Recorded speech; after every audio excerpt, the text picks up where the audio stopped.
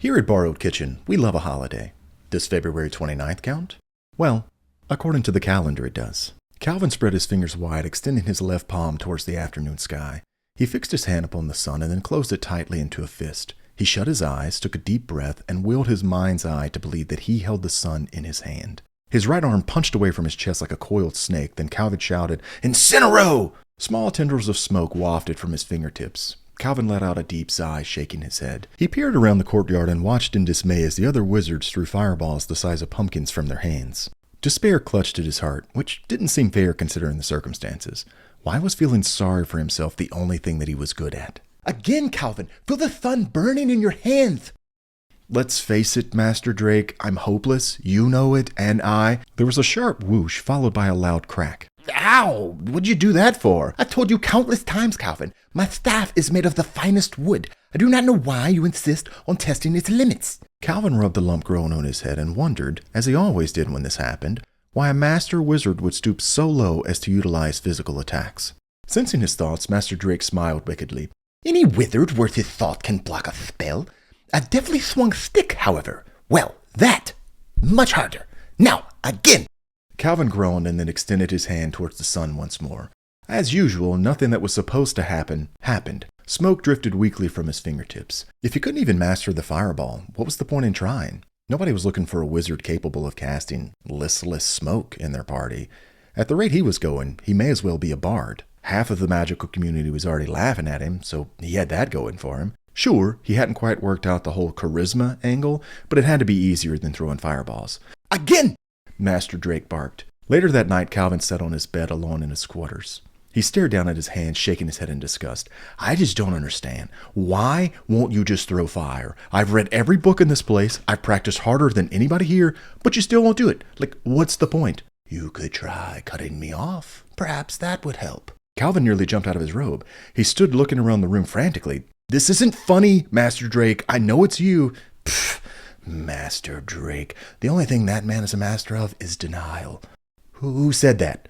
Down here, stupid. Calvin stooped to check under the bed when he noticed his right hand was smoking. What the? He began when his palm split into a smile. A set of large gray eyes appeared on his hand, staring back at him amused. Boo! His hand said, smirking at him. Calvin screamed, shaking his hand violently. Smoke poured from his hand, tendrils coalescing into a shadowy figure who lurked before him. What are you? Calvin asked. Not what, but who. Long before there was fire, there was me. Calvin shook his head. What? The shadow creature sighed. Humans, such stupid creatures.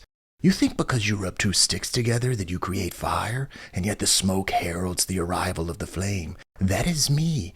I am he who can grant you fire, for it is mine to give. But why stop there when I can offer you so much more? You can teach me how to cast a fireball? The creature laughed. Teach you? No, but I offer it all the same. The hairs on the back of Calvin's neck prickled. Something about this felt wrong. You offer me the ability to cast fireball, and for what? What is the cost? The shadow smiled. It is but a trifle. One small thing is all I ask. And that is? You. Your devotion, to be exact. My devotion? Yes, it's quite simple, really. I serve as the gracious patron, and you would simply serve me. Serve you, as in worship. Worship is such a strong word. Think of it like this. Perhaps I ask a favor of you, and then you ask no questions in return. What would you ask of me? The creature smiled again. Nothing but only what you yourself desire.